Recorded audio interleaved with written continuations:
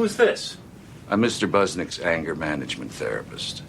You're in anger management? Temporarily.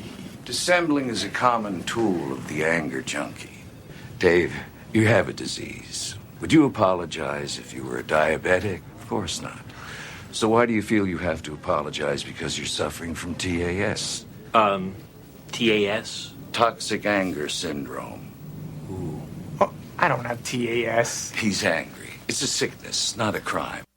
And so many psychologists will say that actual choices that you've made, actual problems that you're having are just a sickness that you have. It's similar to diabetes, and you just need to take your medication. Well, I got to tell you, as a psychologist, I love cognitive therapy because they challenge that medical model of psychological problems, and they say, hey, there's a difference between psychological and medical problems. And even though some medication can help psychological problems, typically the core, and I would say almost all the times the core, is your thought processes, that your thinking does affect your moods dramatically. You think good thoughts, or you think reality-based thoughts, and you're going to feel more connected in your life. If you're catastrophizing, or if you're engaging in stinking thinking, you're going to feel really confused or depressed or guilty, maybe where you shouldn't feel guilty. So you can call me with any concerns that are on your mind. I'm Dr. Ellen Kenner, and my show is The Rational Basis of Happiness. Toll free 1-877-DRKENNER. That's toll free 1-877-Dr. Kenner. And Tammy, I want to welcome you to the show. You're having some difficulties judging your husband? Well, see, my husband just told me before Christmas that he wants to separate. Okay. And it's kind of confusing me because he goes, I care about you, because he just got counseling like 2 weeks ago and didn't even tell me about it. Mm-hmm. And he goes, well, sometimes I hate you and I can't figure out why I take my anger out on you and then he tells me I deeply care for you. Mm-hmm. And then he ends up wanting me to go to West Virginia, where I'm from, for 6 months, and him stay up here for 6 months. So he's sending you home?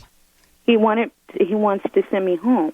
And he's been sleeping on the couch for the last 3 weeks. And he says that's to get me motivated, to get me to go to school and to better myself, more or less. That's what he said. To better yourself or to better himself? He said to better his self plus to better myself. Okay, who did he want to go to school? Me. didn't finish my education. Yeah. And he wants me to go to school, finish my education. What do you want to do? I want to do it. You do? So yes, you're both I on do. The same page with that. How long have you been married? 10 years. We have 4 kids. 4 kids? And it's kind of hard on them because they're taking it really hard. And I was like, well, why don't we go to couples counseling? It doesn't make sense, me going down there mm-hmm. and getting counseling and getting my GED and all that down there when I can do it here at my own house. Is he having an affair? That's what I think, but he claims he's not. Okay, give me what's crossed your mind. Do you have any evidence? I don't have any evidence except for he's sleeping. Well, I do have a little bit of evidence because last night I snuck outside and I seen him on the internet in a chat room, and there's like a picture of a girl on there. Okay, one particular girl, or was he just looking at nude pictures or something? No, it was one particular girl. One girl, okay. So he's betrayed you. He's not letting you in on what's going on, which would fit the picture that he doesn't want you to go to couples counseling, Yeah. And he wants to get you removed. How far away is West Virginia from where you? It's an 8-hour drive. And he wants you to take the kids, or? Yeah, he told me that I can take my kids. So he wants to be a bachelor again? I'm assuming that's what he wants. He said that he had to sort out his feelings and get his head screwed on right and all that. Do you have any other evidence? Let me give you a sampler of the type of evidence that partners find, now, and I'll just use that wives find, just to make it simple here, that suddenly they're going back to the gym, and the partner is looking a little better, dressing a little better, wearing a cologne, but not doing it at home, being angrier with you, and maybe doing more for you just out of guilt. Just some different signs of an affair, absences that are unexplained, staying at work very late. Go ahead. Oh, he has been. Well, he said he's going to counseling, but I asked him, I said, well, why can't I go to your counselor? He goes, no, and he kind of said it really neat, no, I'm finally opening up. And I think his counselor is a nurse, which is his best friend's wife. Yeah. And I'm like, how could she counsel you when she's a nurse? So there may be boundary issues there. Yes. And he, like today, he left at 10 o'clock, and he didn't get home, and the kids were like, where's Dad, Mom, where's Dad? And, it breaks my heart. Yeah, it's really hard if he's not leveling with you. What I have had both men and women come in and tell me, listen, I'm having an affair and I don't want to tell my husband or my wife. Right. And what do I do? But I can't live with myself. It's awful because they're basically living a lie. They're tortured. They've earned that torture, but they're tortured because they have to fake that they're not seeing anyone. This is assuming that he's having an affair. I want to just really put that out there, that we don't know for sure that he's having an affair. It's just a question that I've raised and you've raised too independently. Right. I would actually ask him that straight out, or you've done that? He wouldn't even talk to me, and found like, I was shaking.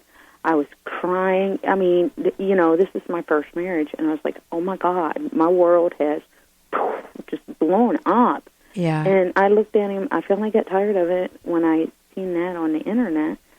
So I waited, and he was in the kitchen, and I looked at him. I was shaking and stuff, and I said, I want to know. Yeah. Do you want a divorce? Yeah.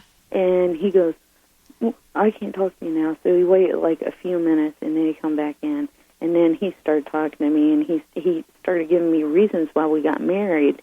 And he said the first reason why he married me was because, for one, for medical medical benefits. Why would you want to stay married to him?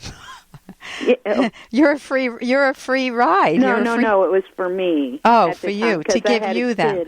Okay. Yeah, I had a kid. So he felt guilty and he married you? And then, he gave me like a couple of them. And then he said the second one was because after our fourth kid, he said that he did that because he didn't want no more kids out of wedlock. Yeah.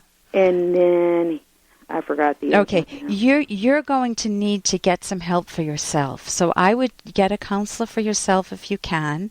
I already did that. Wonderful. I can just talk to him. I know we only have 30 seconds left. So there's a book, After the Affair. You can go to my website, drkenner.com, DRKENNER, and just read that. Even if he hasn't had an affair, it gives a lot of good information. And if you want to rebuild the trust, that book will help you. If you decide that there's no way you could ever rebuild the trust, that book helps you too. It's by Dr. Janice Abrams Spring.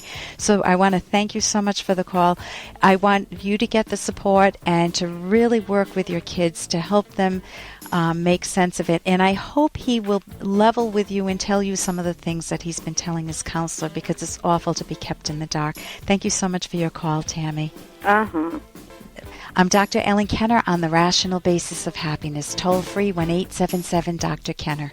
Here's an excerpt from The Selfish Path to Romance by Dr. Ellen Kenner. There is no problem with sex before marriage, provided one genuinely cares for the partner and practices safe sex. We obviously don't condone mindless sex, divorced from any valuing of the partner. Why not? Because it won't have any personal meaning. In summary, although the sexual capacity is given to you, knowing how to enjoy it, whom to enjoy it with, and whether it should be enjoyed is not self-evident. Such sexual knowledge is not instinctual or innate. relate, as is evident with the widespread sexual problems so many people experience. You need more information about the nature of sex and how to enjoy it. There are hundreds of books and videos showing many ways to enjoy sex. These can be helpful, but they are not the whole story, and in our view, not the most fundamental part of the story. You can download Chapter 1 for free at drkenner.com, and you can buy the book at amazon.com.